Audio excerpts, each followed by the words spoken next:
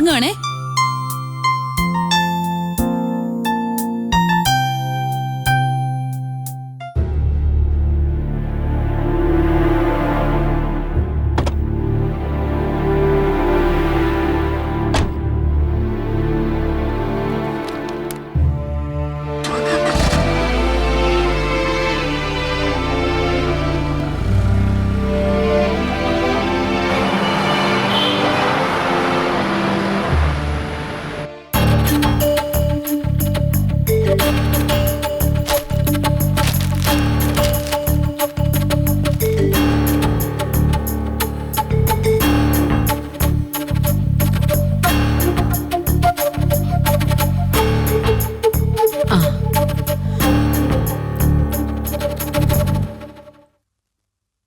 കാർത്തിക എവിടെ യതീന്ദ്ര?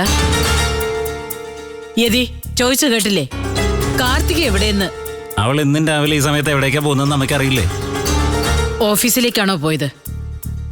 നന്ദനയുടെ കൂടെയാണോ ഇറങ്ങിയത്? എന്തിനാ നന്ദനയുടെ കൂടെ പോണേ? കാർത്തികയ്ക്ക് ഒറ്റയ്ക്ക് പോകാൻ പേടിയൊന്നുമില്ല.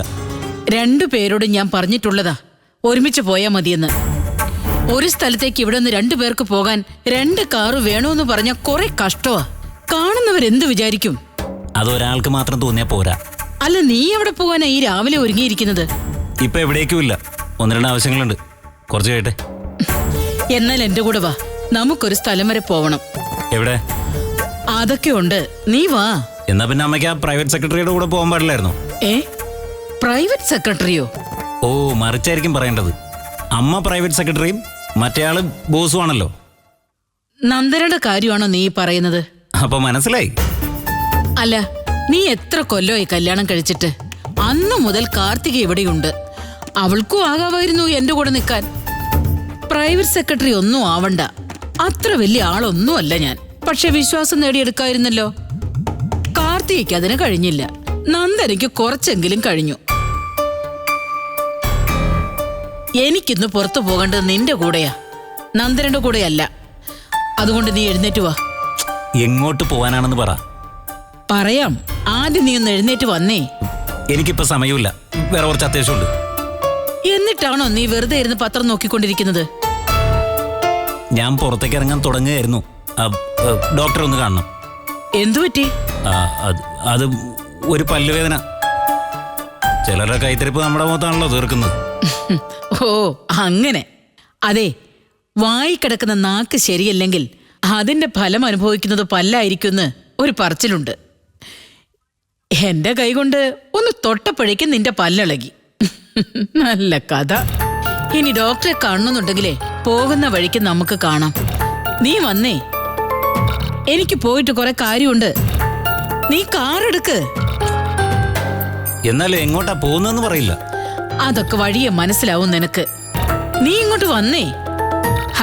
എഴുന്നേക്ക്. വരാൻ.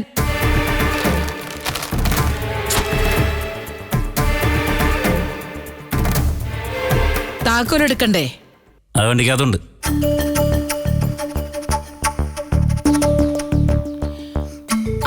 ഇനി വാതിലൊക്കെ ജോലിക്കാരി അടച്ചോളൂ.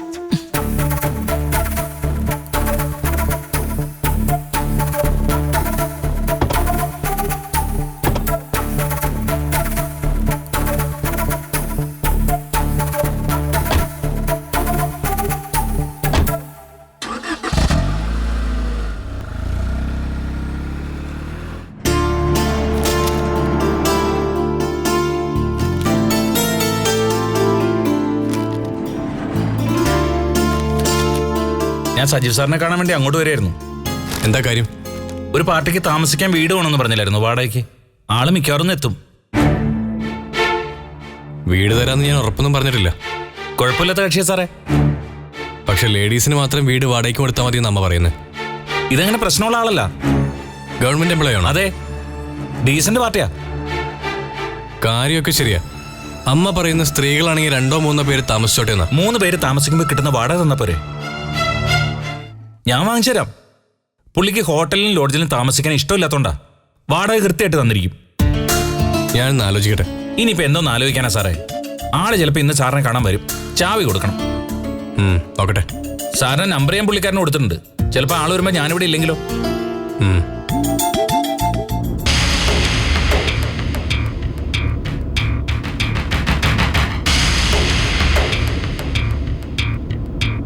അകത്തേക്ക് കയറ്റി നിർത്ത്.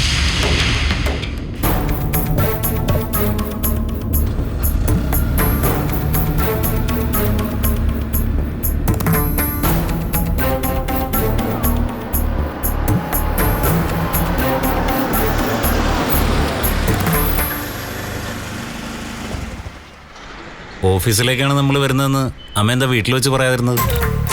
അതുകൊണ്ട് എന്താ പ്രത്യേകിച്ചൊരു ഗുണം? വീട്ടിൽ നിന്ന് ഇറങ്ങിയ ശേഷം ഞാൻ പറഞ്ഞല്ലേ. നമ്മൾ എന്തിനാ ഇപ്പൊ ഇങ്ങോട്ട് വന്നത്? ഇനി എന്തെങ്കിലും കാര്യമുണ്ടെന്നും കൂട്ടിക്കോ, അല്ലെങ്കിൽ വെറുതെ ആണെന്നങ്ങ് വെച്ചോ. കൂടുതൽ സംസാരിച്ച് സമയം കളയാതെ നീ വാ. ആരെ കാണാനാ? ഞാനില്ല.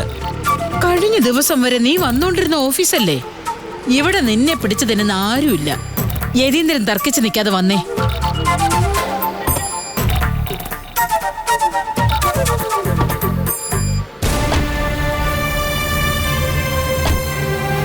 അമ്മ പോയിട്ട് വാ, ഞാനിവിടെ വെയിറ്റ് ചെയ്യാം. അത് കൊള്ളാലോ. വാശിയാണോ നിനക്ക്? അതൊന്നാണോ? അതോ ഇനി ഉദയനെ കണ്ട് പഠിക്കുകയാണോ? ഓഫീസിലേക്ക് വരില്ലെന്നാണല്ലോ അയാളുടെ സിദ്ധാന്തം. ഇപ്പൊ നിർബന്ധവും സിദ്ധാന്തമൊന്നും എനിക്കല്ല, അമ്മയ്ക്കാ. ഇല്ലെങ്കിൽ എന്നെ വിളിച്ചോണ്ട് ഇങ്ങോട്ട് വരില്ലല്ലോ. ചില നിർബന്ധങ്ങളൊക്കെ എനിക്കും ഉണ്ട്. ദേ, യതീന്ദ്രനകത്തേക്ക് വരാൻ ഭാവമില്ലെങ്കിൽ ഞാൻ കാർത്തികയെ ഓഫീസിനുള്ളിൽ നിന്ന് ഇങ്ങോട്ട് വിളിച്ചു വരുത്തും. നന്ദനെയും വിളിക്കും. ഈ മുറ്റത്ത് വെച്ച് പലതും സംസാരിക്കേണ്ടി വരും. നിന്നോട് പറഞ്ഞത് വരാൻ. ഒരു മിനിറ്റ്. കാർത്തികയെ വിളിച്ച് വിവരം പറയാനായിരിക്കും. വേണ്ട, നമ്മൾ അകത്തേക്ക് ചെല്ലുവല്ലേ. നീ വാ.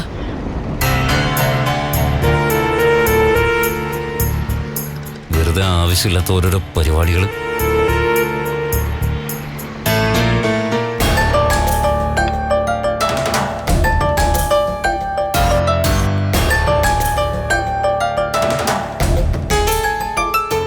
അപ്പോ ഞാൻ പറഞ്ഞു വന്നത് എന്താണെന്ന് വെച്ചാ, ബിസിനസിന്റെ സകല ചുമതലയും എതിയേട്ടൻ എന്നെ ഏൽപ്പിച്ചിരിക്കുക.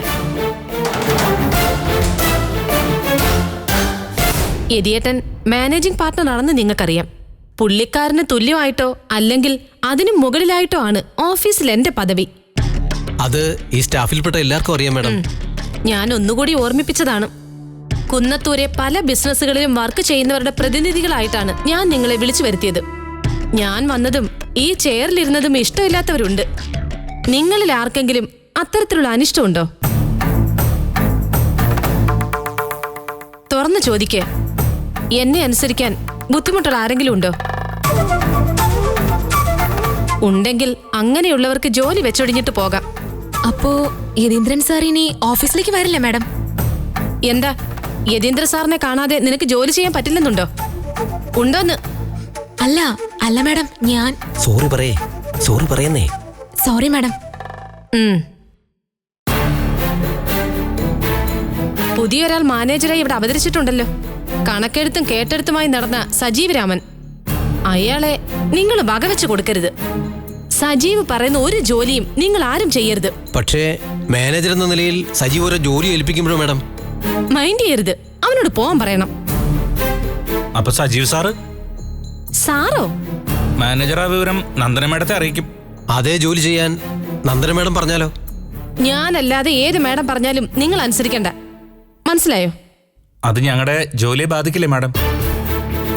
ശരിയാ, ഞങ്ങളിൽ പലരുടെയും വരുമാനം കൊണ്ട് മാത്രമാ കുടുംബം കഴിഞ്ഞു പോകുന്നത്. ഉള്ള തൊഴിൽ നഷ്ടപ്പെട്ടാൽ ഓക്കെ. ഭയമാണെങ്കിൽ ഒരു കാര്യം ചെയ്. നന്ദന പറയുന്നതിനെ എതിർക്കാൻ പോകണ്ട. വേണമെങ്കിൽ യെസ് മൂളിക്കോ. പക്ഷേ അനുസരിക്കാൻ പോവരുത്. കൂടുതൽ എന്തെങ്കിലും വിഷയം ഉണ്ടായാ എന്നോട് പറഞ്ഞാൽ മതി. ഞാൻ കൈകാര്യം ചെയ്തോളാം. എന്നോടുള്ള വാശിക്ക നന്ദന സജീവനെ മാനേജരാക്കിയതെന്ന് നിങ്ങൾക്കറിയാം. അവനെ ഒറ്റപ്പെടുത്തിയാൽ നന്ദനെ ഒറ്റപ്പെടുത്തുകയാണെന്നർത്ഥം. അതിന് നിങ്ങൾ എന്റെ കൂടെ നിൽക്കണം. സജീവനെ ഒഴിവാക്കിക്കൂടെ മാം? മാനേജിംഗ് പാർട്ണറുടെ പവർ കാർത്തിക മാഡത്തിന് ഉപയോഗിക്കാലോ. ചെയ്യാം. അവനെ ഡിസ്മിസ് ചെയ്യാൻ വലിയ പ്രയാസമൊന്നുമില്ല. എനിക്ക് പേടിയുമില്ല. പിന്നെന്താന്ന് വെച്ചാ, ഉദയേട്ടനെ ആലോചിച്ചിട്ടാ ക്ഷമിക്കുന്നത്.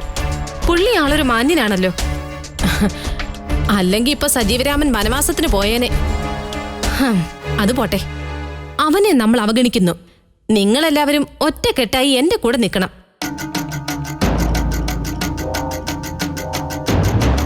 എന്താ?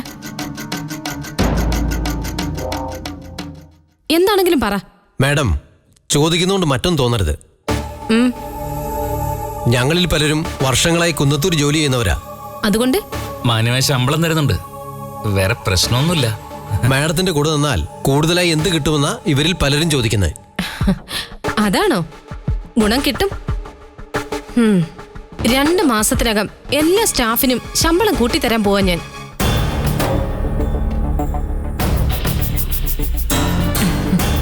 നൂറും 200 അല്ല, 1000, 1500, 2000 ആ റേഞ്ചിലായിരിക്കും ശമ്പളം കൂട്ടുന്നത്. അത് ഗ്രേഡ് അനുസരിച്ച്.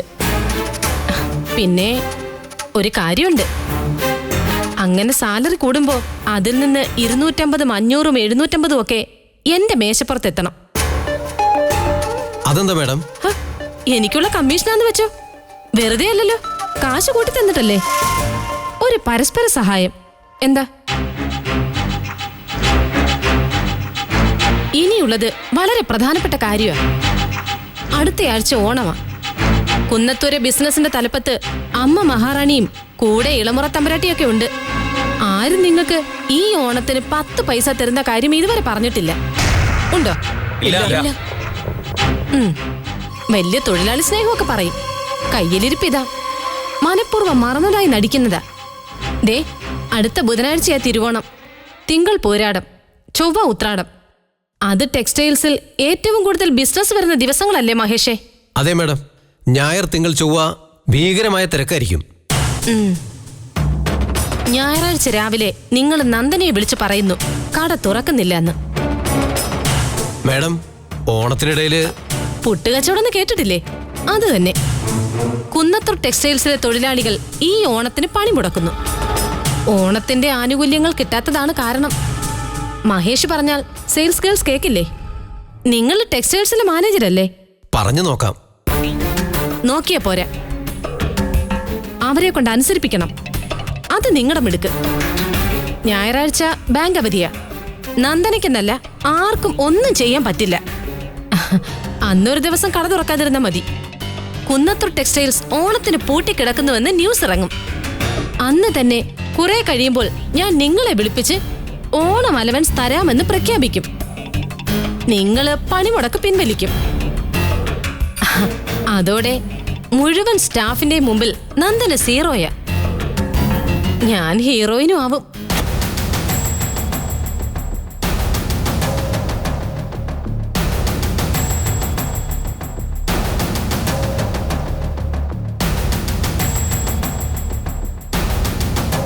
എങ്ങനെയുണ്ട് ഐഡിയ? കലക്കുമല്ലേ?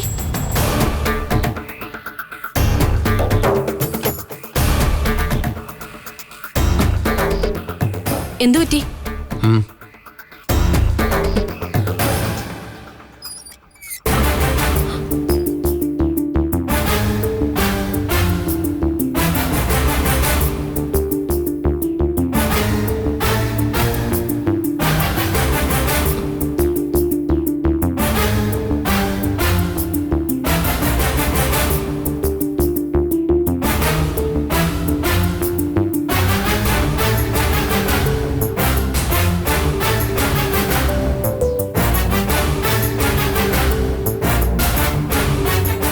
നമസ്കാരമേ.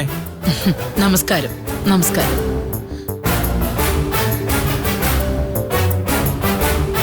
കലക്കൂന്ന് പറഞ്ഞത് എന്തിന്റെ കാര്യമാ കാർത്തികേ? അതോ ഈ കലക്കവെള്ളത്തിൽ മീൻ പിടിക്കുന്നാണോ? ഞാനൊരു തമാശ പറഞ്ഞതാ കേട്ടോ.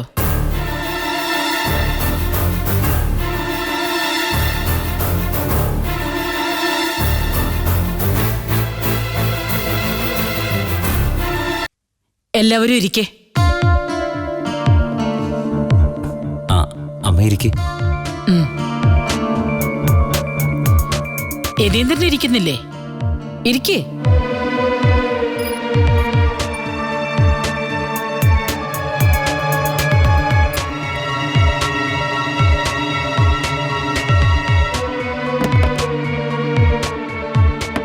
ഇരിക്കും മാഡം.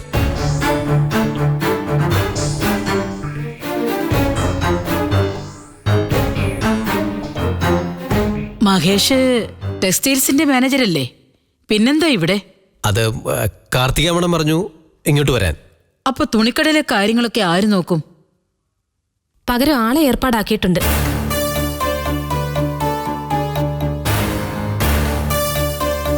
അല്ല, റിസപ്ഷനിലിരിക്കുന്ന കുട്ടി ഇവിടെ വന്നിരുന്നാൽ എങ്ങനെയാ? ആരെങ്കിലും വന്നാ അവിടെ ആള് വേണ്ടേ? തൽക്കാലം റിസപ്ഷനിൽ ഒരു നോട്ടം വേണമെന്ന് വാച്ച്മാനോട് പറഞ്ഞിട്ടുണ്ട്. അപ്പൊ വാച്ച്മാന്റെ ജോലി ആരെ ഏൽപ്പിക്കും?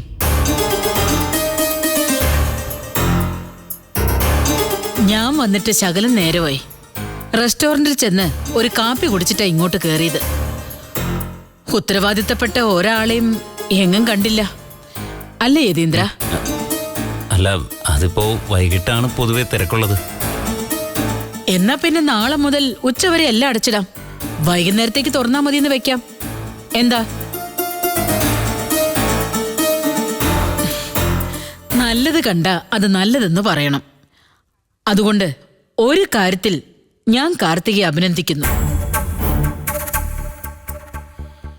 ഇങ്ങനൊരു സ്റ്റാഫ് മീറ്റിംഗ് വിളിച്ചതിനാണ് അഭിനന്ദനം. കൂടെ ജോലി ചെയ്യുന്നവരുമായിട്ട് ഇത്തരം ആശയവിനിമയങ്ങൾ നല്ലതാണ്. ഇടയ്ക്കിടയ്ക്ക് ഇങ്ങനെയൊക്കെ ഒത്തുകൂടണം. ബിസിനസ് മൊത്തത്തിൽ ഗംഭീരമാക്കുന്നതിനെ കുറിച്ചാണെന്ന് തോന്നുന്നു കാർത്തിക പറഞ്ഞുകൊണ്ടിരുന്നത്. കലക്കണമെന്ന് പറഞ്ഞത് ഞാൻ ഇങ്ങോട്ട് വന്നപ്പോ കേട്ടു. യതീന്ദ്രൻ കേട്ടില്ലേ? എന്നാലേ നിങ്ങളുടെ മീറ്റിംഗ് നടക്കട്ടെ. ഞാൻ തടസ്സാവുന്നില്ല. അപ്പുറത്തേക്കിരിക്കാം. ഒരു കാര്യം മാത്രം ഞാൻ പറഞ്ഞിട്ട് പോയേക്കാം. ഞാൻ ഇവരോടൊരു കാര്യം പറഞ്ഞോട്ടെ കാർത്തികേ? സ്റ്റാഫ് മീറ്റിംഗ് വിളിച്ചു കൂട്ടിയത് കാർത്തികയാണല്ലോ. അപ്പോ കാർത്തികയുടെ അനുവാദം ചോദിക്കണ്ടേ? അല്ല, അമ്മ എന്നോട് എന്തിനാ അനുവാദം ചോദിക്കുന്നത്? അപ്പോ വിരോധമില്ല. മറ്റൊന്നുമല്ല, ഓണമൊക്കെ ഇങ്ങ് അടുത്തില്ലേ? കുന്നത്തോരെ എല്ലാ സ്ഥാപനങ്ങളിലും അന്തസ്സായിട്ട് ഓണാഘോഷങ്ങൾ നടത്തണം. പൂക്കളം ഇടുകയോ ഊഞ്ഞാല് കെട്ടുകയോ വടംവലി നടത്തുകയോ എന്തു വേണമെങ്കിലും ആവാം. ടെക്സ്റ്റൈൽസിലെ ഓണാഘോഷത്തിന്റെ ചുമതല മഹേഷിനാണ് കേട്ടോ. തിരുവോണ ദിവസം അവരവരുടെ വീട്ടിലായിരിക്കുമല്ലോ ഊണ്.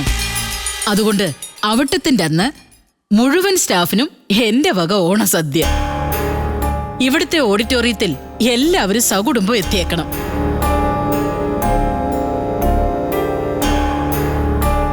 അതുപോലെ 10-ാം തീയതി 1 മാസത്തെ ശമ്പളം അഡ്വാൻസ് ആയിട്ട് തരും.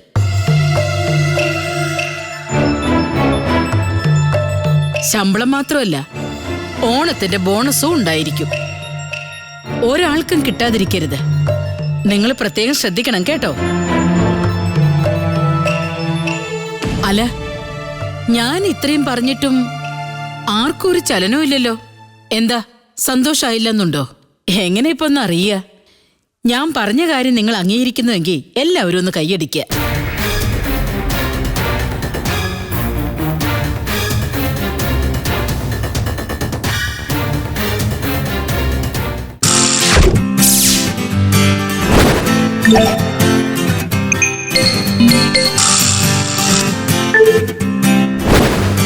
Yeah.